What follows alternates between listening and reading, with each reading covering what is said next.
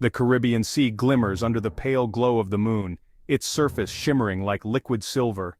But tonight, its calm is an illusion. Beneath the tranquil waves, tension simmers, unseen but unmistakable.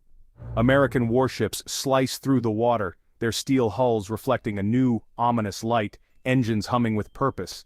This is no routine patrol, this is a deliberate show of force, a message sent not just by words, but by presence. Destroyers and cutters form a tight blockade watched from above by silent patrol aircraft circling in the night sky. Their target is not just drug traffickers but the Venezuelan government itself, a signal that the stakes have changed. On board, sailors monitor radar screens, every blip scrutinized, every movement analyzed for signs of escalation. The official mission is counter-narcotics, but everyone knows the stakes are higher. This is about power and control. The blockade tightens around Venezuela's coast, a message to President Maduro that the world is watching his next move. The world watches, holding its breath, wondering if this is mere intimidation or the prelude to open conflict. In Florida and across the Caribbean islands, the deployment dominates conversation, fueling rumors and fears. Fishermen watch the gray hulls from afar, their daily routines disrupted. Regional leaders hold urgent late-night meetings.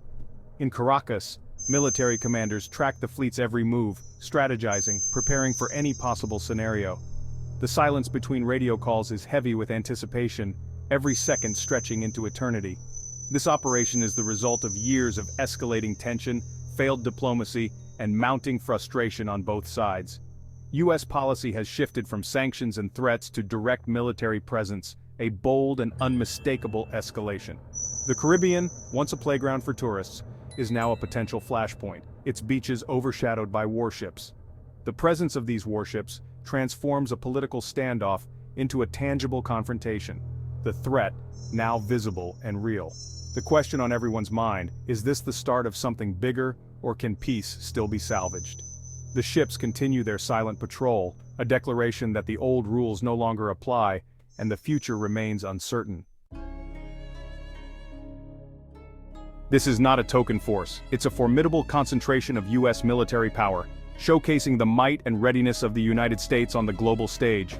At its core are Arleigh Burke-class destroyers, bristling with advanced sensors and missiles.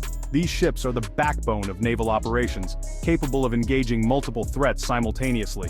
Literal combat ships like the USS Detroit prowl the coast, agile and fast, perfect for intercepting smugglers and providing rapid response capabilities in coastal waters. The U.S. Coast Guard's cutters bring law enforcement expertise to the high seas, ensuring maritime security and enforcing international laws. Overhead, P-8 Poseidon aircraft sweep the skies, tracking every vessel and relaying intelligence in real time, acting as the eyes and ears of the fleet. The fleet's constant surveillance is a warning. Venezuela is under watch from every angle, a clear signal of vigilance and preparedness. This is a joint operation, coordinated by U.S. Southern Command in Florida, where strategic decisions are made to ensure mission success. Officially, the mission is to disrupt drug flows from South America, a critical task in the fight against international narcotics trafficking, but the scale and proximity to Venezuela tell a bigger story, one of power projection and geopolitical influence. Intelligence suggests cartels are exploiting global instability to move more drugs, taking advantage of chaos to expand their operations. The U.S. response is overwhelming, signaling a new level of commitment and determination to address these challenges. The operation brings together Navy, Coast Guard, and Air Force assets, demonstrating the synergy and cooperation among U.S. military branches. The message is clear: the U.S. is prepared to escalate if necessary, showcasing its readiness to defend its interests. The deployment is as much about geopolitics as it is about narcotics, reflecting the complex interplay of international relations. The fleet's presence is a physical manifestation of American resolve, a testament to its enduring commitment to global security. The world is watching to see how far Washington is willing to go, as international observers gauge the unfolding situation. For Venezuela, the blockade is a tightening noose, a strategic maneuver that limits its options and tests its resilience. For the U.S., it's a test of strategy and will, a demonstration of its ability to adapt and respond to evolving threats. The legal foundation for this operation is unprecedented. The U.S. Department of Justice has indicted Nicolas Maduro for narco-terrorism and conspiracy to import cocaine. The charges allege Maduro leads the Cartel of the Suns, using state power to traffic drugs. U.S. prosecutors claim the cartel works with Colombian guerrillas to move cocaine through Venezuela to the U.S. The indictment reframes the crisis as a national security threat, not just a criminal matter. This move criminalizes Venezuela's top leadership, isolating them internationally. Over a dozen officials, including the defense minister and Supreme Court head, are named. The U.S. aims to cut them off from global finance and politics. The legal strategy justifies the military blockade and pressure campaign. It's a high-stakes gamble to force regime change. The world has rarely seen such direct legal action against a sitting head of state. The U.S. has put a price on Maduro's head, up to $50 million for information leading to his arrest. This is one of the largest bounties ever offered for a foreign leader. The reward is designed to fracture Maduro's inner circle, sowing distrust and paranoia. Anyone close to him could be tempted to betray him for a life-changing sum. The bounty is part of a broader campaign. Sanctions have already crippled Venezuela's oil industry. Now, the U.S. targets individuals, freezing assets and blocking transactions. The goal: make Maduro and his allies prisoners in their own country. The combination of blockade, indictments and bounty creates relentless pressure. Each measure reinforces the others, tightening the regime's isolation. The U.S. hopes this will force a crack in Maduro's grip on power. It's psychological warfare, dollars instead of bullets. The regime's survival now depends on loyalty, secrecy and luck. The stakes have never been higher. In Caracas, President Nicolas Maduro responds with open defiance, determined to show strength in the face of mounting international pressure.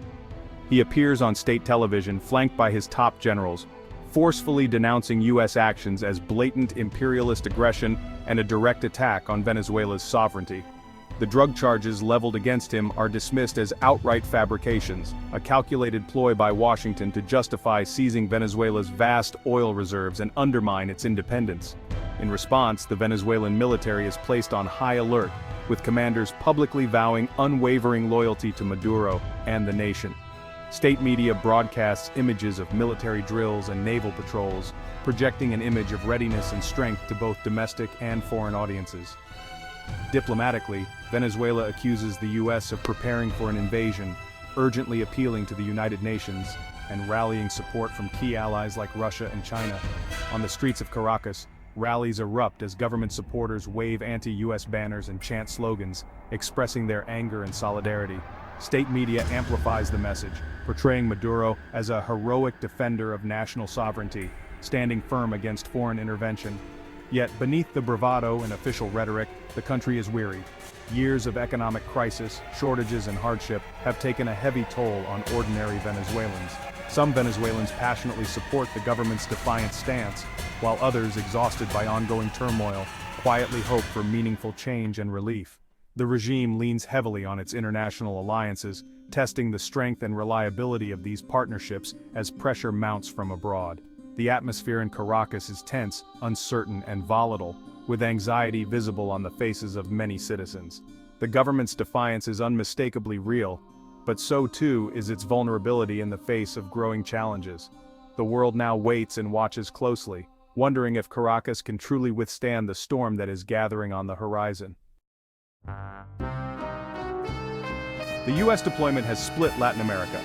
Colombia, a U.S. ally, welcomes the show of force, citing security threats from Venezuela. Mexico and Argentina urge dialogue, warning of regional catastrophe if conflict erupts. Brazil opposes Maduro but fears being drawn into war and a refugee crisis. Caribbean island nations, dependent on both Venezuela and the U.S., walk a diplomatic tightrope. Their economies are at risk if conflict disrupts trade or tourism. The region's divisions make a unified response impossible. Each nation weighs its interests, alliances, and fears. The crisis exposes old rifts and creates new ones. The Caribbean braces for the fallout of a conflict it cannot control. Officially, the U.S. mission is about drugs, but the real motives run deeper. The timing, in an election year, appeals to key voters in Florida. Regime change in Venezuela has long been a U.S. goal, with support for opposition leader Juan Guaido. Despite sanctions, Maduro remains in power. The military deployment is a dramatic escalation. Venezuela's vast oil reserves are a strategic prize, rarely mentioned but always present. A friendly government could reopen the oil sector to U.S. investment. Russia and China's growing presence in Venezuela alarms Washington. The deployment is a warning to rival powers. The U.S. won't tolerate foreign-backed regimes in its hemisphere. The crisis is as much about global influence as it is about Venezuela. The Caribbean is a powder keg. One misstep could spark disaster. An accidental clash between U.S. and Venezuelan forces could escalate rapidly. Maduro might use conflict to rally support and tighten his grip. For ordinary Venezuelans, the blockade means more hardship. Food and medicine are already scarce. Humanitarian aid could be disrupted, worsening the crisis. Millions have fled Venezuela. A new conflict could trigger an even larger refugee wave. Neighboring countries are already overwhelmed. The risk of regional instability is real and growing. Globally, a U.S. intervention would provoke Russia and China, raising the stakes. The crisis is part of a larger contest between great powers. Venezuela's fate is now entangled in a new Cold War. The world watches, hoping the storm will pass without breaking. The U.S. fleet holds its position. The world waits. Best case, the pressure works and Maduro's inner circle turns on him, leading to a peaceful transition. More likely, a prolonged stalemate, with Maduro surviving and the blockade dragging on. The U.S. risks being stuck in an open-ended operation with no clear exit. The worst case, a military clash, accidental or deliberate, plunging the region into chaos. Even limited strikes would devastate Venezuela and destabilize the continent. The crisis is a test of will, for Maduro, for Washington, and for the international community. 30 million Venezuelans hang in the balance. The next move could reshape the region for a generation. The gray ships patrol, radar screens glowing in the night. The fate of a nation, and perhaps more, rests on what happens next. The world is watching, breath held. The future is unwritten.